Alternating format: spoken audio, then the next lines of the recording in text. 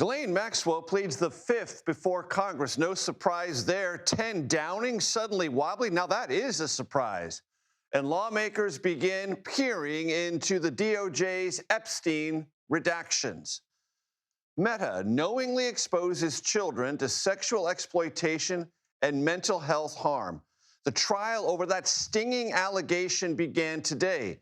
New Mexico's Attorney General Raul Torres is at the center, and he joins us. About 400,000 immigration arrests so far in the second Trump term. Less than 14% had violent criminal records. Those are DHS numbers. Our Camilo Montoya Galvez has the new reporting.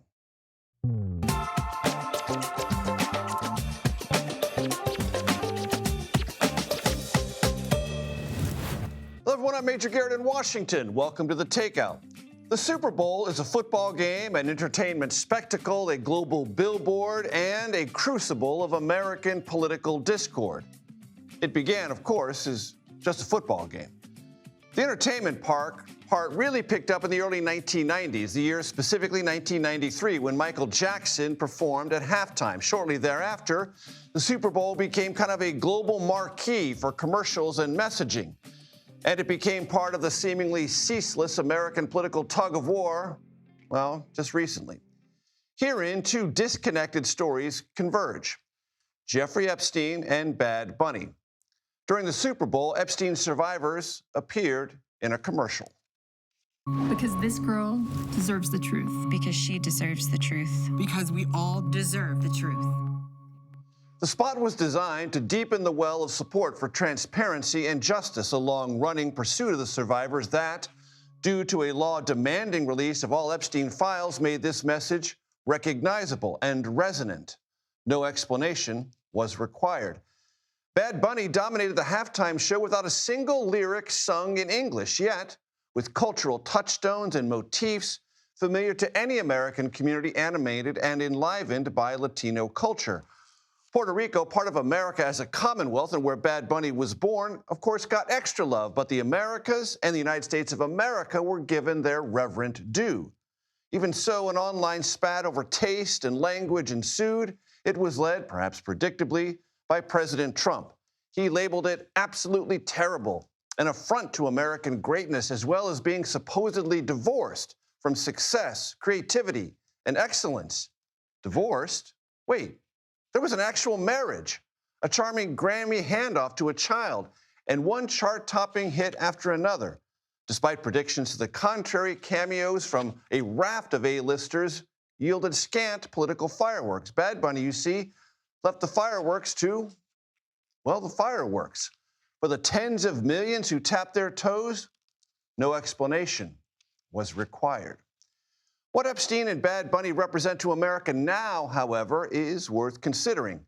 The sick Epstein saga is a look back on an era where the powerful, the connected, the corrupt, and the creepy hid their associations and looked the other way, confident they would escape unscathed. Epstein is about the past coming to terms with a justice-seeking present. Bad Bunny represents the aspirations of a distinctly American corporate juggernaut, the National Football League, which, as you might recall, began its season in Brazil and capped it by embracing a global symbol of the burgeoning power, economically, politically, and otherwise, of Latino culture in America and throughout this hemisphere. More than any other sports league in our country, the NFL peers into the future. With Bad Bunny, that future has a different beat and a distinctly different look. We begin tonight with Nicole Killian and the work lawmakers undertook this day to try to learn more from the Epstein documents still housed at the Justice Department. Nicole, what can you tell us? Well, obviously, we know the Justice Department has released more than 3 million documents as part of the Epstein files, but that is not the full range and realm of these files, which is why many members of Congress were eager to get over to the Department of Justice today to see these unredacted files. Many of them had criticized the Justice Department for not releasing the full files as the law mandates. So today was really their first opportunity to do so and to see these documents unredacted for themselves. Take a listen to Congressman Jared Moskowitz after he made a visit to the Department of Justice earlier today. It's disgusting. There are lots of names, lots of co-conspirators, and they're trafficking girls all across the world. I mean, it's exactly as people thought it was. It's that, and more, unfortunately. We also heard from Jamie Raskin, the ranking member on the House Judiciary Committee, who also said that he saw some documents with potential names of possible co-conspirators. So he also saw similar things to Jared Moskowitz. But it's a very delicate process, Major, because there are only about 4 computers in this room that lawmakers are allowed into, according to Raskin. So there is limited space for these members to be able to view these documents, although they do have access to go as often as they need to pour through these documents. Did either Congressman Moskowitz or Raskin say, based on looking at these documents, that they saw any reason why they are not yet made public? Well, Congressman Raskin did raise some questions about some documents that he saw that seemed to potentially contradict the account of President Trump with respect to his handling of Jeffrey Epstein, in the sense that the president has said on occasion that he kicked Jeffrey Epstein out of his Mar-a-Lago club. And so Raskin saw some documents with lawyers of Jeffrey Epstein that seemed to contradict that perhaps Epstein was never kicked out, if you will. So Raskin did raise some questions about that. He also raised some questions about some of the names that were redacted, not necessarily understanding why with respect to some of these potential co-conspirators. Nicole Killian on Capitol Hill. Thank you very, very much. Jennifer Freeman joins me now. She is an attorney who represents several Epstein survivors. Jennifer, I'm glad you're with us. Evaluate, if you'd be so kind, for my audience, what has happened in the last couple of weeks, what's missing, what your clients need to see from the Justice Department, or other actions they need to see on Capitol Hill. Well, what's been happening is there were about 3 million pages or documents released. The redactions were sloppy when it came to the survivors, but seemed to be kind of excellent when it came to be other alleged perpetrators or co-conspirators or other men that were involved with the survivors. So there's been also release of nude photographs. I don't see how that can be done, how that wasn't redacted, removed. So these kind of, what the survivors are thinking and feeling is that it feels incompetent and it feels intimidating and it feels intentional. So this has been very frustrating for many of the survivors. From your vantage point and the vantage point of the clients you represent, do the actions of the Justice Department live up to the letter or even the spirit of the law on transparency? I'm afraid they don't yet. I'm hoping that they will, but they do not yet. There have been just too many problems with the redactions. And what is also missing, Major, is that there are very few names named other than Epstein and Maxwell. But even the 302s, the witness statements are very much redacted, which is okay. But what seems to be either missing or redacted are, what did the government do? What did the Department of Justice, what did law enforcement do with those names? There were allegations against others. What did the government do? What steps did the government take? Until we understand that, it's hard to simply accept that there's nothing to see here and that there's nothing to do. We need to know what the government did. Ghislaine Maxwell appeared via video deposition with the House Oversight Committee today, took the fifth. What do you make, if anything, of that? Not surprising. This is what was expected. I certainly expected it. It would be dangerous for her to do otherwise. And to offer to, in exchange for immunity to speak, is also kind of it's kind of a powder puff offer that was not going to be accepted. So it really wasn't much of an offer at all. What do your clients believe America needs to know about the role that Ghislaine Maxwell played in all of this and her potential ability to identify that key word, co-conspirators? Well, it would be great if she would be speaking, but doesn't surprise me that she's not. But where are the documents and these would probably again be in those FD 302s, those witness statements that would outline what happened with each victim, each survivor.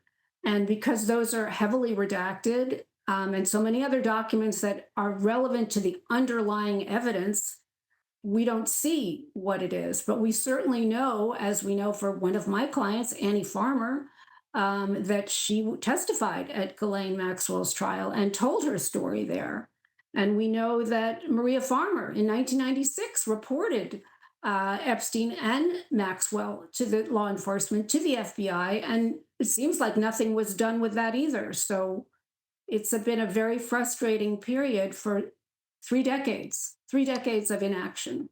Jennifer, from your vantage point and that of your clients, is what has been released so far telling us more about those in the British government and the British royal family than in our government and people of prominence in America? Because it seems to be driving so much more coverage and political blowback in the United Kingdom than here. That's exactly right, Major. It's just hard to understand that. But I have to wonder, are some of the people that are making these decisions close to people that were named or have something to do with the files, which makes it much more difficult to have the kind of restoration of public trust, which is what we're really looking for. We're looking for transparency, we're looking for accountability and restoration of public trust so that people can believe in what the government tells you. Very quickly, you said at the top you think this could be incompetence. What I heard you just say there suggested might be something else, favoritism. It could be. It seems like there was preferential treatment when it came to Ghislaine Maxwell, where she is visited by the number 2 in the Justice Department and spends days with him talking, not under oath, and gives him, I guess, information, but there's very little follow-up requests during those periods of time. So, and then soon after that, she's moved to a minimum security prison. So it doesn't add up other than to suggest that there's some kind of preferential treatment going on, which is really disturbing. Where's the positive treatment to the survivors? Jennifer Freeman, I appreciate the time very much. Thank you. Good to be with you. Savannah Guthrie has just released a new video. In it, she pleads for public help in finding her mother, Nancy. Now, the FBI says it is taking 2 emails seriously, including a ransom note with a second deadline set for today at 5 p.m. Savannah took to social media over the weekend telling any potential captors that she and other members of her family are willing to pay for her mother's return. And this is the message she sent out, or at least part of it, late today. No matter where you are, even if you're far from Tucson, if you see anything, if you hear anything, if there's anything at all that seems strange to you, that you report to law enforcement. We are at an hour of desperation, and we need your help. We are joined now by Andres Gutierrez, who is following the latest development. Andres, very good to have you with us. What can you tell us? Well, Major, authorities are staying mum. They have not held a news conference since last Thursday, even though over the weekend they reiterated on social media that there has been no suspect, no person of interest, or even a vehicle tied to the disappearance of Nancy Guthrie. Just yesterday, though, detectives were out here and they spent the better part of the day in her backyard focused on a septic tank. We don't know why exactly they were prompted to go and look at that septic tank, and they haven't said what they found in it. We do also know that investigators were mounted up on the roof. They ended up recovering a camera from that rooftop on Friday afternoon. And then later in the evening, they hauled away her SUV that was in the garage. Presumably at this point, are processing that vehicle, looking for any data that may help fill in some of the gaps in their timeline. Detectives also returned to other key locations connected with Nancy's last known movements, including her daughter Annie's home, where Nancy had dinner the night before she disappeared. They ended up showing up to that house on Saturday night. We're out there for about 3 hours. Law enforcement sources close to this investigation do tell CBS News that detectives are canvassing nearby neighborhoods and reviewing surveillance videos from area gas stations. There is a $50,000 reward that the FBI is offering, and to raise awareness of that money, they are posting it on billboards along with Nancy's face here in Arizona and across the region. The FBI Director Kash Patel is in town this afternoon here in Tucson for a pre-planned trip, but it's not linked to the case. We are waiting to see if he ends up showing up here at the house to essentially get a lay of the land. So that is the development that we're waiting to see if it does happen. Andres Gutierrez, thank you so very much. A new Department of Homeland Security document obtained exclusively by CBS News shed some different light on President Trump's frequently used phrase, worst of the worst in terms of immigration enforcement. According to this document, detailing immigration enforcement efforts during President Trump's first year back in office led to less than 14% of those arrested in undocumented status having violent criminal records. This is important new information. Again, based on DHS documents. CBS News immigration correspondent Camilo Montoya Galvez joins me from New York. Camilo, break down the numbers and what you learned, what they tell us about the ratio of violent criminal backgrounds as opposed to nonviolent criminal backgrounds, and what DHS is saying in response. Hi, Major. Yes, according to the document that we obtained, according to the Department of Homeland Security's own data, about 400,000 people have been arrested by ICE in the second Trump administration so far over the past year. And about 14% of those 400,000 individuals taken into custody have been convicted or charged with violent offenses like murder, homicide, sexual assault, or kidnapping. About 2% have been convicted or charged with homicide or sexual assault, and another 2% have been identified as gang members, despite the fact, Major, that, as you know, Trump administration officials and the president himself often talk about ICE enforcement efforts focusing on murderers, rapists, and gangsters. They represent a significant and also a very small fraction of the overall number of people being arrested by ICE because of allegations that they are in the country illegally. That doesn't mean that everyone else who appears in this document is innocent. Everyone is being accused, Major, of violating U.S. immigration law, but that is typically treated as a civil offense, typically handled in immigration court, not in a criminal proceeding. And the data does illustrate that while many criminal immigrants are being arrested by ICE, the vast majority of the people being swept up by the operations do not have any criminal record. And if they do not have any violent offenses on their rap sheet. So it does really undermine the administration's statements, repeated statements, that is, that they are going after the worst of the worst mainly, Major. And you raised that with DHS, and they had a response, did they not? That's right. The Department of Homeland Security says that the nonviolent category includes serious crimes like child pornography, burglary, and also human smuggling, for example. And we do note that in the story. At the same time, the administration, again, has said repeatedly that they are mainly targeting egregious offenders, violent individuals who pose a threat to public safety, not just anyone who is in the country illegally, even though they are deportable technically under U.S. immigration law. And the administration has said repeatedly, Major, that even though they are targeting individuals who are criminals, anyone who is in the country illegally now is fair game to be arrested and deported. And we're seeing that on full display across the country in places like Minneapolis. The rhetoric matters. Even more important, the numbers and the actual crimes alleged or convicted matter as much, if not more. Camilo Montoya Galvez, excellent reporting. Thank you as always. Thanks, Major. Trial focused on the dangers of sexual exploitation on social media gets underway in New Mexico. That state's attorney general joins me next with more on the case against Meta. Plus, we will tell you where new polling has Jasmine Crockett in her primary bid for the United States Senate in Texas, just 8 days before the start of early voting. The Takeout returns in 90 seconds.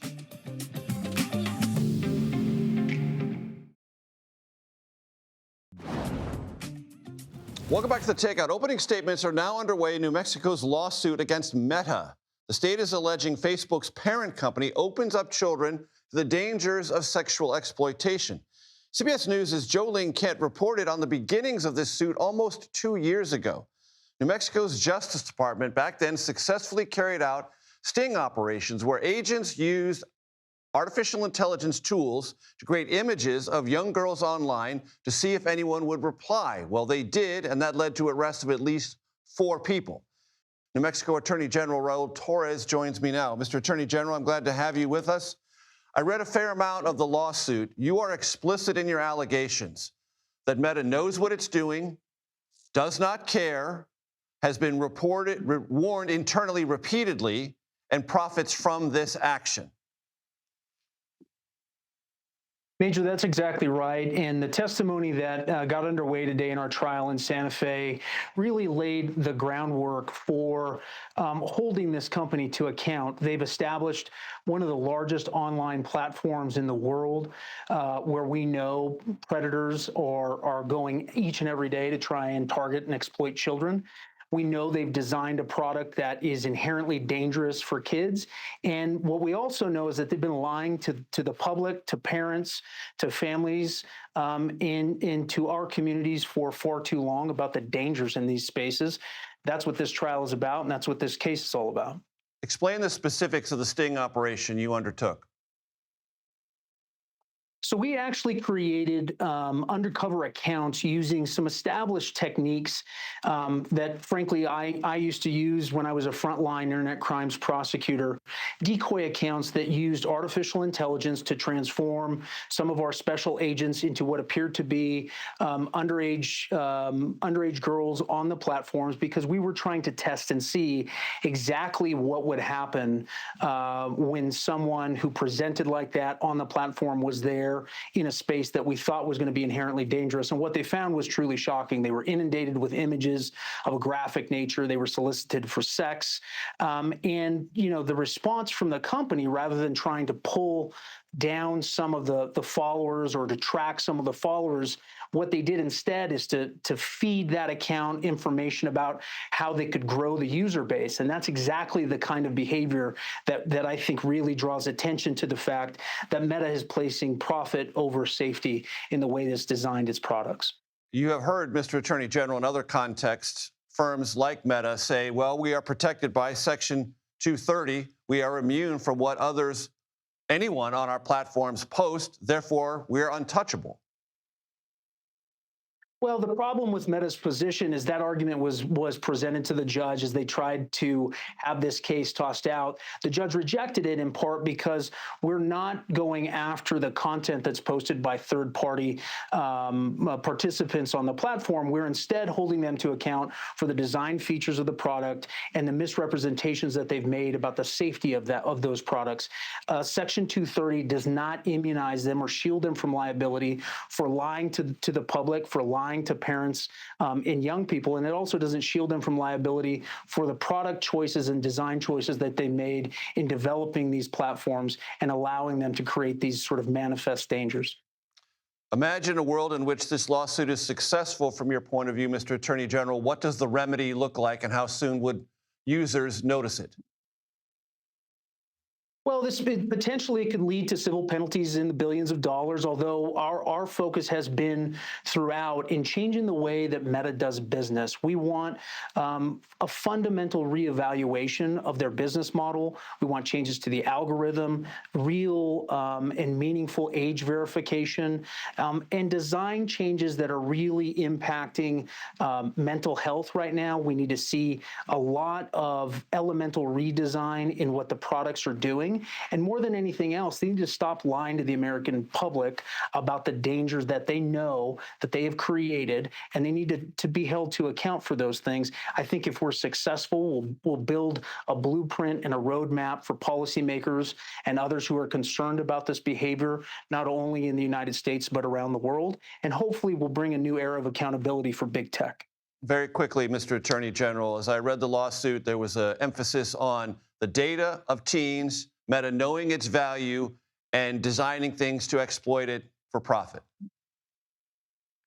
That's exactly right. And it's part of the presentation that was made today in the opening statement was a revelation and just really a sneak peek at some of the internal communications that we have now from Meta about the price, the value that they've placed on getting these young people hooked on their platforms, keeping them engaged on the platforms, growing that engagement, and the disparity in terms of the investment that they've failed to make in making these spaces safe for teens. And I think there's going to be a real shock for most Americans and frankly users all over the world when they start to understand that this company has placed a value on getting these young, vulnerable people onto these platforms, knowing full well how dangerous it is.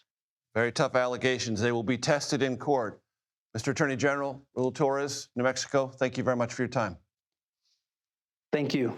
Well, lawmakers here in the United States get a look at unredacted Epstein files. Well, across the pond, the British Prime Minister comes under pressure to resign. Really, that's going on. That conversation is happening.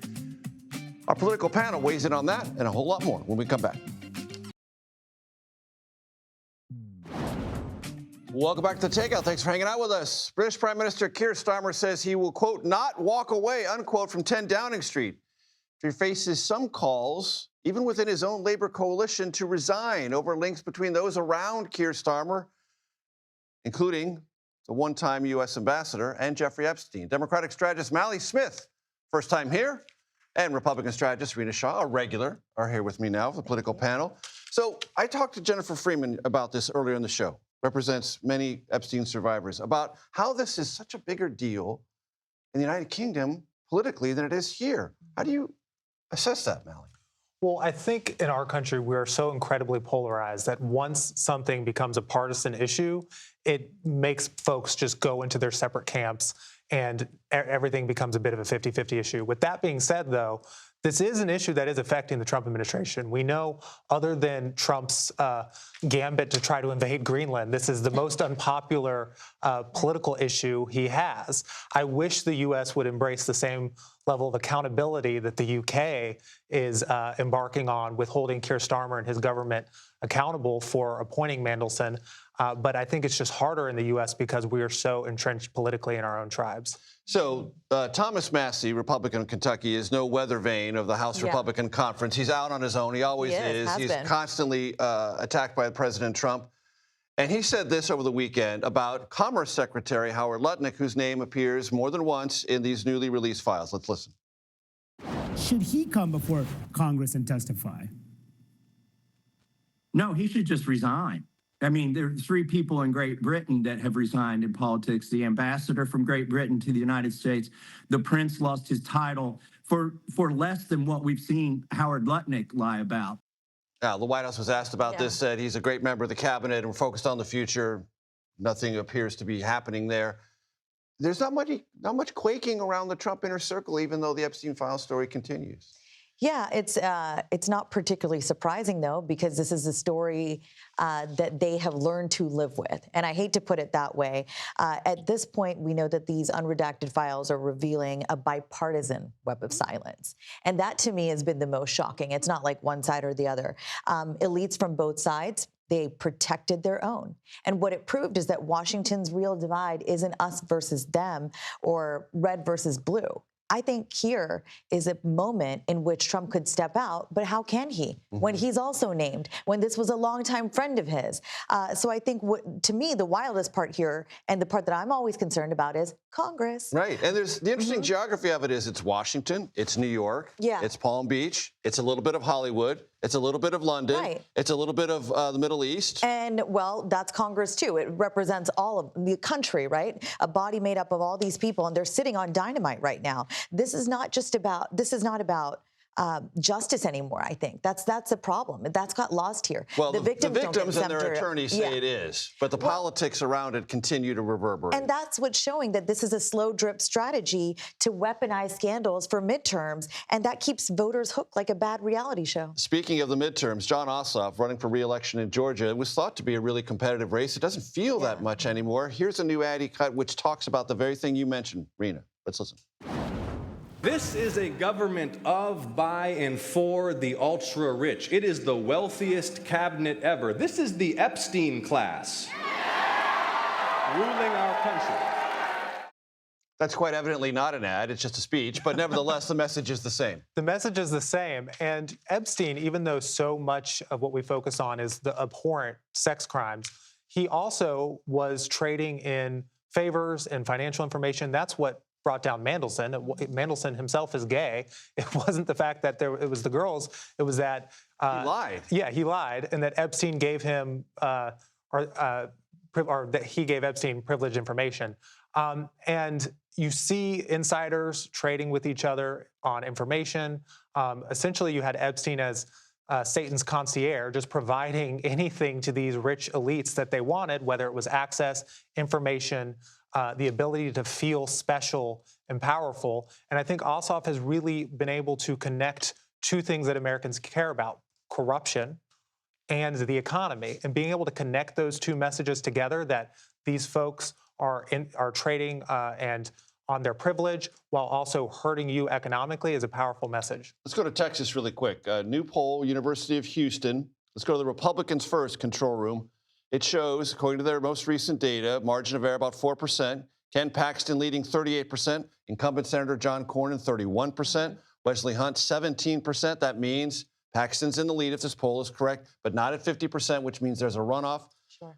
How do you evaluate that? Because Senate Republicans keep urging Trump to back Senator Cornyn, keep it in the Senate the way they expected. It doesn't look like that's trending that way. Turning Point USA this afternoon endorsed Paxton. Right. So I don't know what's going to shake out there, because I think there's just so much bad blood between Cornyn and Trump that we don't really hear about.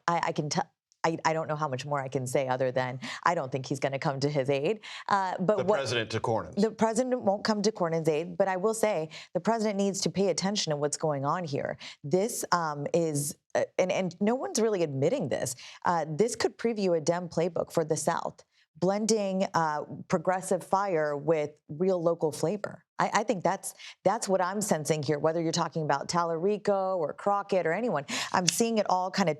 There's a sense here that you can turn red districts purple without selling out. Mally, I want to ask you about this. We have about 30, 40 seconds. Jasmine Crockett in the same University of Houston poll, again, 4% margin of error, 47%. James Tallarico, 39%. How do you assess Democrats if Paxton is the nominee? Is that a better campaign option than against Cornyn, the sitting incumbent? Absolutely. Ken Paxton. First off, incumbents, it's useful to be an incumbent. You have higher name ID. It helps you win elections. But Paxton is seen as much further to the right and much more extreme. On the Democratic side, I believe both Tallarico and Jasmine Crockett are interesting candidates. But I think our best bet is with Tallarico, because he is less polarizing and he is less defined by the electorate, and it gives him a better opening to hopefully win. Mally Smith, well done. Rena Shaw, great to have you back. Thank Mally, you. come back. Thank you. Hope you had fun. I sure did. Welcome back. Is there any place I'd rather be than in this studio and with you? Yes. Milano or Cortina covering the Winter Olympics. But I didn't get that plum assignment. Kelly O'Grady got that plum assignment. She joins me now. You went to see Team USA women's hockey today. What happened? Well, Major, this is the assignment of the century, but there's 2 more weeks. Come over. We'll have pasta. We'll have pizza. It'll be good. Team USA, we were just in the arena, Major, and we booked it over here to do your show, and I can happily say that the women's hockey team beat, nay, trounced Switzerland 5-0. Every time they score a goal, Major, they play Freebird in the arena, and that is something that they chose themselves, and you heard Freebird a lot. Now, the really big match, though, is going to be tomorrow against Canada. Canada and the U.S. women's hockey, they have this long, deep rivalry going back to Nagano, 1998, when the first women's hockey match was played, and it's just been trading back and forth golds. And so this is going to be a big one. We talked to fans outside the stadium, and they said, hey, Team USA looks good. They're gelling, and they expect them to trounce Canada tomorrow as well. So we'll see, but they did look really good, Major. That could be a prelude to a potential gold medal match between the United States and Canada.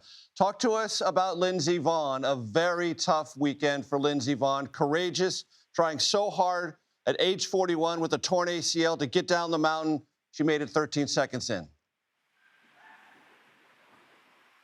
This was so hard to watch, Major. I mean, I'm in Milan, and so I was watching it on my phone because she was competing in Cortina, where Seth Doan, our colleague, was covering this for us. I screamed the second I saw her just wipe out. Seth shared what it was like to be there. You could hear a pin drop. Americans, of course, they came to see this incredible comeback that became even more incredible with the fact that she was going to ski on an ACL. Now, we did just get an update within the last hour that I want to share with you.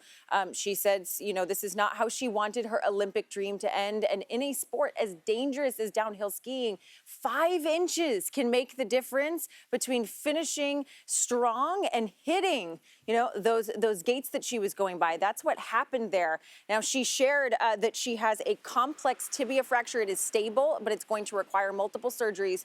But Major, I mean, this was such an inspiring story, and you can really feel it here on the ground. I just want to read you one line that stood out to me and really resonated. She said, standing in the starting gate yesterday was an incredible feeling that I will never forget. Knowing I stood there having a chance to win was a victory in and of itself. And we have spoken to so many people that just share what an inspiration she is doing this at her age. And so it wasn't the Olympics, of course, that any of us wanted to see for her, but my God, this is what sport is about. Someone like her committing it all, even in the face of such adversity.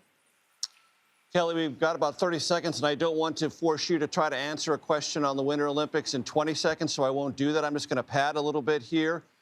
But Lindsey Vonn, at age 41, had 2 training runs. She was on the cusp of doing something that would have propelled her into even greater heights of Olympic immortality. It didn't work out, but we appreciate in America, and I think across the world, the courage behind that effort. Kelly O'Grady, we'll talk to you more as the Winter Olympics progress. Happy Monday, everyone. This is The Takeout. Relentlessly curious, reliably civil, just occasionally clever. The Daily Report, coming your way next.